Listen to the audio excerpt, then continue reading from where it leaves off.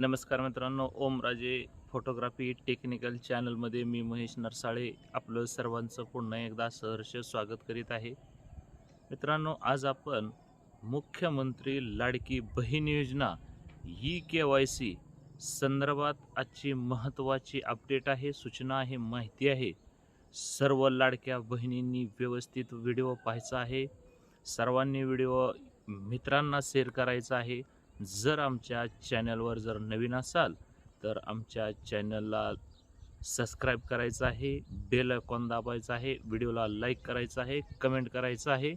आणि आपण पाहणार आहोत या व्हिडिओमध्ये आज आपण ई-KYC कोणकोणत्या महिन्यांनी डबल ई-KYC करायचे आहे, परत ई-KYC करायचे आहे, हे सर्वांनी व्हिडिओ शेवटपर्यंत पहा. मित्रांनो, सर्वप्रथम आपल्याला मुख्यमंत्री माझी लाडकी बहीण योजना या योजनेच्या अधिकृत वेबसाईटवर यायचं आहे आणि या ठिकाणीच आपल्याला नोटिफिकेशन पाहण्यास मिळत आहे. जे नोटिफिकेशन डिस्प्ले होत आहे हेच आपण या ठिकाणी पाहणार आहोत.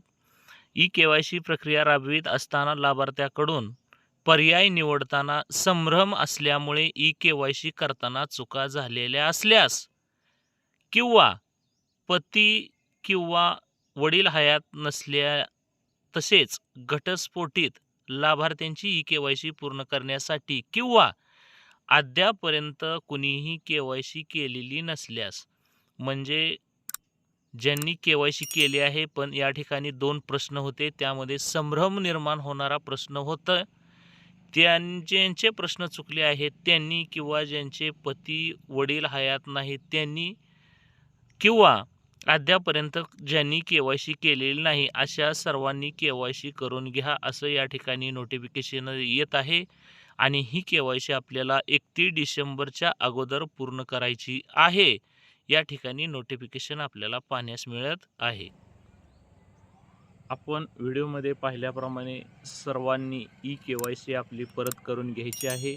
हा व्हिडिओ सर्वांना समजला असेल अशी मी आशा करतो. धन्यवाद.